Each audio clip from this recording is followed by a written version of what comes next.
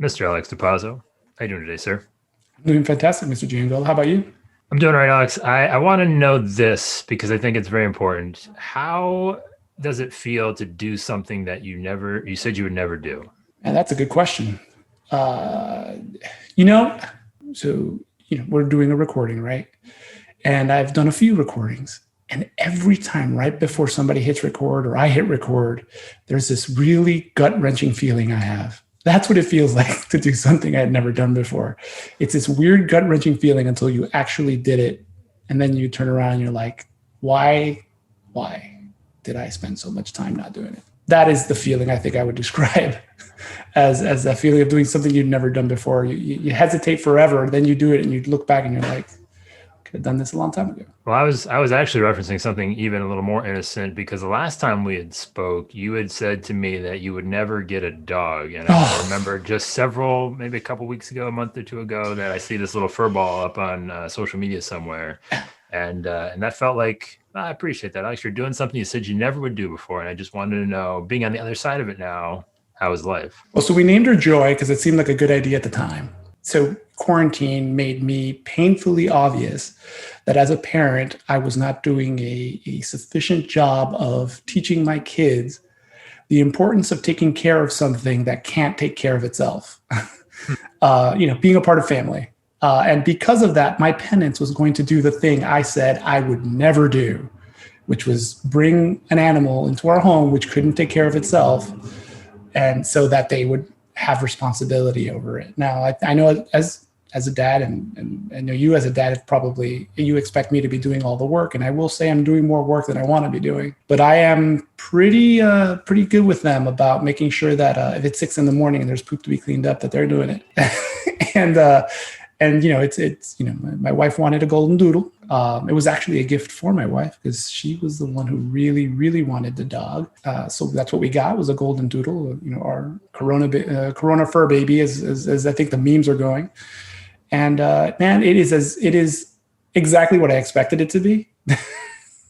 We're going out of town for a wedding this weekend. Finding somebody to watch the dog is hard, and but the kids are overjoyed with the dog. They can't complain when I tell them to do things because that was the part of the contract, and they don't. They listen to that, and I gotta say that's worth every penny. Sometimes it works out, I mean, but, to me, pets are just delayed sadness just waiting to happen, 15, 20 years. It's just, that's all you're doing, just guaranteeing it. I But, think you're not wrong. There will be a moment where everyone will be sad, and then my wife will try to convince me to get another one. And I'm going on record now as saying I'm not going to get another one, but I was wrong about the first time. So I don't know if you want to take that bet or not. at this point, I am not taking that bet, Alex, but we'll revisit it, maybe at the halfway mark and see how we're doing. But I really just wanted to, catch up. It's been a while. I wanted to know what's going on in the agency. What is happening in your world in terms of insurance? How are you guys, kind of getting along and sort of, wrapping up 2020? What does things look like for you guys? It's been interesting, like it's been for pretty much everybody else. We were talking a little offline about how the experience of Corona-19 has been different for different folks. For our agency, to be honest, it hasn't been a difficult run. We were fortunate to have an emergency plan, not for quarantine, of course, but it was for hurricanes, and that was always to go remote. Thankfully, all of the technology worked. So it was relatively easy for us to go to switch to home. In fact, it only took a day. And, we were less productive working from home for 60 days. But nonetheless, we were just as responsive as we had always been. In fact, I'd say one of my proudest moments was, I want to say the Friday before we came back to the office, I had 2 or 3 different customers who on the phone were like, "Oh, I'm sorry, you're not at the office?" And I'm like, no, my receptionist is in Kendall, which is 12 miles away. And, my father's in Homestead, which is another 12 miles away. And it's like, we're working as if we were there. And our customers, from their perspective, couldn't tell the difference. We're in an industry that has a slight delay to a recession, right? So, right now the construction industry is booming. Our strengths are, small business. So we can very easily adapt to write that business and grow that business. And we've been, taking advantage of that, and then continue to do that. As the year is coming down to a close, we are starting to see things slow down a little, mostly because businesses, are starting to struggle a little bit more as some of the relief that they had is beginning to dwindle, which is expected. And so, what we're looking to do is find, as a business, alternative products to be able to get out there and sell. We've been talking about and are working on a plan for trying to sell less geographically based products. So a little bit more cyber, a little bit more professional for consultants and things like that, especially since we expect that business to grow in 2021. Folks who are no longer working, at small businesses are going to try their best to come up with something. And if we can help, protect the funds that they're earning, we want to be able to be a part of that. Now, just having to reach them and how to reach them and where they are in the cycle and all of that, we have to work out, but we're on our way. Yeah, you're certainly not going to hear any arguments from me in terms of cyber and professional liability. What has that conversation been like, just in the limited fashion that you've sort of been approaching it? I know you guys have played heavily in the commercial space, but if I remember correctly, it was never heavily on those lines. What is your approach to sort of expanding and having the conversation about whether it's whatever I guess the cross sell is, but what has the approach been to sort of have that extra conversation that you maybe didn't make time for before? Well, it's also been, again, a plus that everybody's working from home, right? So, the reality is if you have these small, businesses that were, say, location based, and they're no longer location based, they're calling and they're asking the questions like, well, I no longer have a location. Do I really need that general liability insurance? And then it becomes really easy to start having the conversation about the consultative piece of their business. And, let's talk about professional and cyber, because those are your largest exposures. They still need the general. I'm not an advocate for getting rid of that in any way, shape, or form. A person who I'm quoting right now, who I met through an online networking event that was run by a previously, physical, group, was like, oh, well, why would I need it? All my techs are working from home. And I'm like, yeah, well, when you get back, you're going to go to those meetings with me? He's like, yeah, so that's what you need. The general liability, because you're going to be there. And he's like, oh, but he never carried professional or cyber. And it was part of that conversation that kind of led to that. So we're kind of trying to segue people as as some businesses are beginning to stop thinking so much about their geographical, their physical spaces, and they're seeing their businesses grow beyond that. The importance of, how cyber liability, what it is. I mean, it's a horribly named product, but as much as I try to find a good name for it, I can't either. So I could see why they stuck with that one. But, the realities of, hey, there's a huge gap in of possible loss that you have to exist. And I just want you to know that they're there and that this product is available. These are the goods, these are the bads, and, you just got to make your business risk decisions from there. We've had a lot of conversations over the years. We know a lot of the same people. What do you think it is about just sort of getting comfortable in the conversation that you've always had? And you get stuck in what you do. So when I guess, at what point do you say, like, we've had success here, but at what point does it become time to start evaluating and saying, yeah, maybe we can start to try something new? Is there any sort of, thing that has worked for you guys in identifying the right time when to, branch out a little bit? So it's always hard, right? You go, remember being in school and you were coming in through the back, that one fence that everybody had in the back that looked like kind of like one of those fake doors. And there was this worn pathway that everyone decided was the way you had to walk. And so they wore the grass out to the PE field or this, that, or the other. Folks tend to keep doing the same thing over and over again. It's part of my sales pitch, as part of my conversation with clients, to deviate from what I know works, right? I think what ends up being, or what's been a catalyst for us is beyond quarantine, has been we finally have found some technology that allows us to mine our book in a much better way than we used to. And so for us, it was always very difficult to really look at what we had on the books and then say it's worth the expense to hire another person whose job will be to just mine that book. Right? To go in there and look for those opportunities where we can get our foot in the door for other lines of business. And sometimes, we have to think a little non-linearly. Our agency, we just kind of got to that point where we were like, well, now this technology gives us a better handle on who we could reach out, how we can reach out, and also be able to see how that book grows, right? So, and technically most of that should be profit, but beyond, the simplicity of something like that, we also realize that if you call a customer to offer a cyber quote who you likely know isn't going to buy that cyber quote, a conversation can open to other lines of business that has nothing to do with cyber. You just gave yourself that extra touch and you did your job a little bit better. So I think what happens is that sometimes we don't realize what we're sitting on, certain types of shifts where you finally see the potential, and it's worth walking through the grass and, getting your feet wet. You mentioned technology, so I got to know then, Alex, what are you actually using, and what is working the best right now? You might know, we're an AMS 360 agency. We've been using that for 15 years or so online, and it does a great job for being able to handle renewals and things like that. But you have to have an MIT degree in statistics to be able to get anything out of that that's worthwhile, or pay somebody who has an MIT degree, and they're not cheap. And so we actually came across a piece of technology called Agency Zoom, which integrates with AMS 360. And the information that we were able to pull out of our current data, it just blew our minds. Not only does it offer a lot more tracking, a lot simpler, because it's not more. We were always tracking business. We were always tracking, where it came from, how it came from, who was winning and who was losing. It just required an enormous amount of work to be able to do it. So thinking outside of, what can we do with this information? There was no brain space for that. There's no bandwidth. Now we have that. And so it's easier. I had a meeting today, our weekly, SEO meeting with our web guy. And part of what we talk about, first week of the month is how we did last month.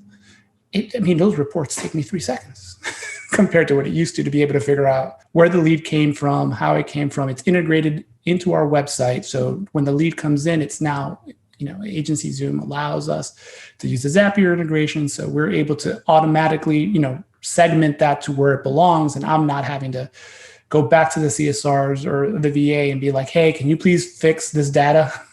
It's a little bit more automated. And that freedom gives us opportunities to look for more opportunities. Yeah, it's just dramatically underrated, I guess, with the effort and the efficiency that goes into being able to have those insights, right? Because you could say, oh, we're tracking it, or oh, we're paying attention to this, but yet what does it take for you to get to that point? And if it's 2 weeks, 3 weeks, whatever that process is, it should be something that is probably much more condensed. So I'm assuming that's a very liberating feeling that you may or may not have at this moment. Oh, no, it's I can't even begin to. And it's funny because like all good things, it was serendipitous. I think I knew one of the representatives of the company. She was at a virtual event. I clicked on it to say hi. And then we started talking about the product. And then I didn't believe it because, we've seen lots of products over the years and they don't all necessarily do what they say they're going to do. And in our case, for the way we run our business, it absolutely did exactly. We've been dying for a product like this, because it just happened to fit our model so well. The different, we have a WordPress website, it connects to AMS 360. It's seamless both ways. We're able to connect it to our G Suite because that's what we use. So there's certain integrations that happen to fit perfectly for what we did. And I can't begin to tell you how wonderful it is to have, all of these, automatic drip triggers working, just seamlessly and simply, as far as, communicating with our customers, because it collects at Twilio. So we're texting our customers, as part of the sales process. They're getting a thank you and a few videos, to tell them how they're going to be, interact with our agency after the fact. So not having to think about that, but one time, putting it together, and then just allowing us to have actual constructive meetings about what the data is and what we can do going forward to maximize these reaches. Yeah, man. If I could have fireworks. So paint me a picture a little bit, I guess, of, life before, life after. What type of, what sort of experiences or encounters started to kind of come from those efforts that really kind of surprised you? Well, so when you're running an agency, one of the not so secrets about being an agency, owner or an agency principal, or even just caring about your agency so much that you care about it winning, is that no one teaches you how to do this, right? We kind of have to figure it out. And without the proper information, you feel all the time like you're behind the eight ball. You feel like you're shooting from the hip. You're not 100% sure that you're hitting the targets that you want. Being 100% sure about exactly where our CSRs are as far as the new business that came in, where it came from, where they're being the most successful, because again, the data is just cleaner. And then being able to say, okay, well, we thought we were making money because we were writing a lot of these policies, but we're losing money. We need to stop concentrating on that just because policy count isn't equating to revenue. There's too much work. The length of time from lead to sales taking too long and too many touches. And we can see that now. We had no way we guessed before and we were wrong in some cases. We were right in others. But in most of them, we were kind of we either got confirmation or we changed the way we're doing things. And all of a sudden we feel energized about the new opportunity. So whether or not the new opportunity ends up becoming something or not ends up being on how good we do it. But for the first time in a while, we've got a lot of energy. We want to go after business that we hadn't had before, and not just with our new customers, but within our own current book, which is the gold, because the real profit lies in there.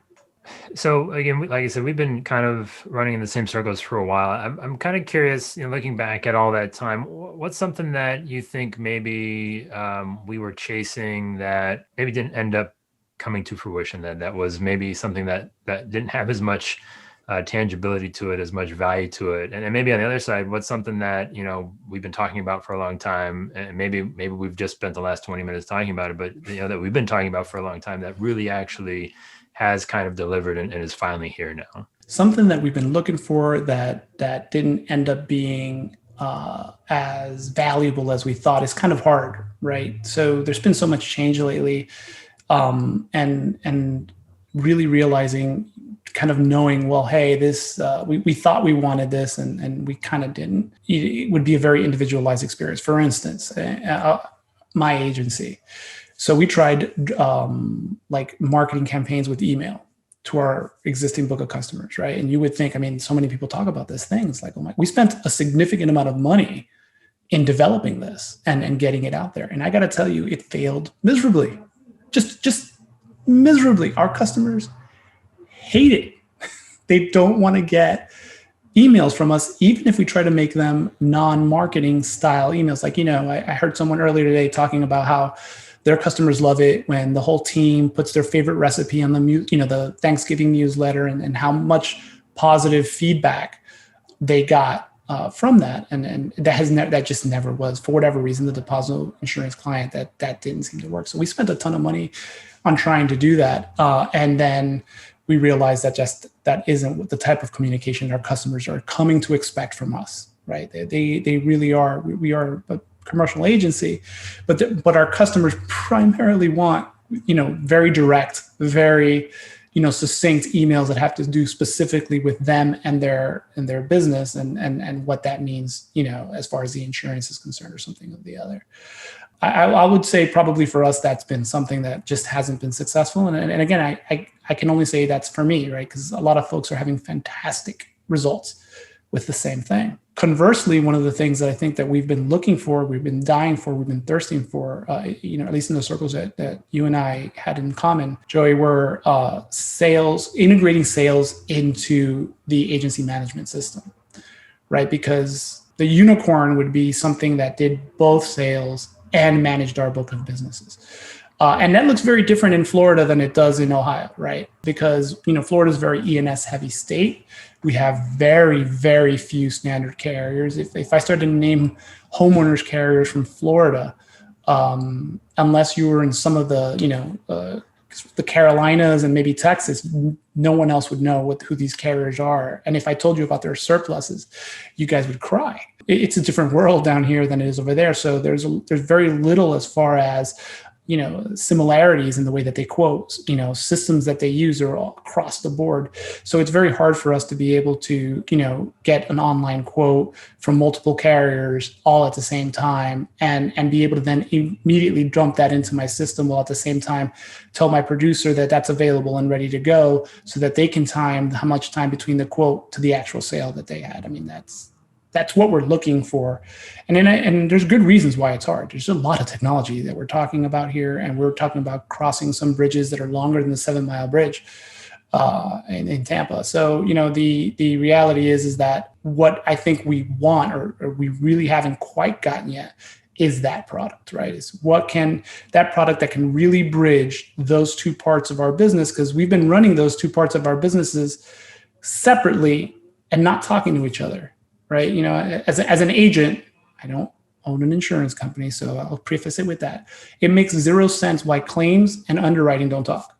Like, you would think claims and underwriting would talk all the time, so that there would be synergy between what claim output is and what underwriting is offering over to the claim department, right? So that a customer experience would work. But in our agencies, a lot of us were, we had salespeople, producers, and the folks who are running the technical part of the business, the submitting, the uploading, the apps, the CSR, and never shall the two meet. And we've never wanted to run our agency that way. In fact, we've never have run our agency that way. Every person in our office is a salesperson in one way, shape, or form. That's just always been the way we've considered to do our business. But now, with some of the technology beginning to come out, really bringing in that sales data, it allows us to be able to do more than we used to. But we're not there yet. There's still a lot of Band-Aids holding together a dam type of technology out there. And then again, it's going to be different for every agency. We had larger amounts of money to invest than maybe some others. So if you're a scratch agency and you're trying to do the same thing, it might, there might be a bigger investment you should be aware of before, you try to get on that train. Yeah, I definitely think it's coming, Alex. I don't know exactly how soon it's going to get here. It's showing slight signs of already being available. But yeah, no, I think but why did we have to explode? Why did this whole system have to implode before people started to realize, maybe we really want to track that sales data? Yeah. But yeah, I agree with you. I see some positive things on the horizon. All right, Alex, I got 3 more questions for you. First, very simply, what is one thing that you hope you never forget? One thing I hope I never forget. It's going to be sappy. I'm sorry, but I hope I never forget the feeling of holding my daughter for the first time. Oh, geez. Yeah. All right, Alex. You're sorry. Right. You asked me. No. That's just it was a great feeling. I'm holding the tears back. All right, fine. On the other side, this one probably shouldn't be sappy, but we'll see. What's one thing that you still have yet to learn? Man, there's a lot on that list. One thing I have yet to learn. I have yet to learn how to close a deal. So let me explain what I mean by that. There's definitely an art to having a conversation that isn't necessarily leading to a close, but making sure that the conversation stays on track to that close. I'm a little scatterbrained. You may have realized that just by this conversation, but I tend to close business because I brute force, just constantly trying to, keep in contact with the customer, let them see the value in this, that, and the other. I feel that I have never been quite good at leading the conversation that way to shorten the time period it takes to close the deal. So I don't know if that makes any sense or if you understand where I'm going with it, but I don't think I've learned how to do that just yet. My dad's a master at it, and I'm trying to learn. I completely understand, Alex, and it sounds like you need to come more conversation with your dad. But last question to you, sir. I'm going to hand you a magic wand of sorts to basically change, alter, reshape, speed up any part of insurance that you see fit. What's happening? Where's it going? What you doing? Okay, magic wand to alter insurance and make something better. I mean, or worse, Alex, but whatever. We prefer better. Worse doesn't take much, but better. I'm trying to figure out the right ways to say this. So right now, the customer experience across insurance is so unbelievably varied that it is almost impossible for one voice to really, really change the perception of what the group people see as what insurance is for them. And that perception that they have doesn't quite fit the passion of the people behind insurance. So you take the underwriters and the actuaries and the claims folks who all are empathetic people who want to see customers brought back from a very difficult situation. They want to see businesses thrive regardless of the accident that just occurred, right? And that perception isn't necessarily had from the consumer perspective. And I blame it 100% on the fact that, that claim A and claim B and claim C are not all handled the same. And the customer experiences are very, very different. So if I had a magic wand, I would like to magically find a way to be able for customers to have a more similar experience so that we can make ground in getting, I think, the larger perspective of what we do for a living, a better, a better score from the consumer side of things. Because, consumers are, tired of hearing things on TV and then not actually having received that at the time of a claim. And so because of that experience, which had nothing to do with me, when they call me for that very same line of insurance, and even though because of their new experience, I can help them not fall into the same trap, I'm still behind the 8 ball on them. I have to work to get them to trust that insurance is going to help their, their business or help their home or their personal finances because they've had a negative experience.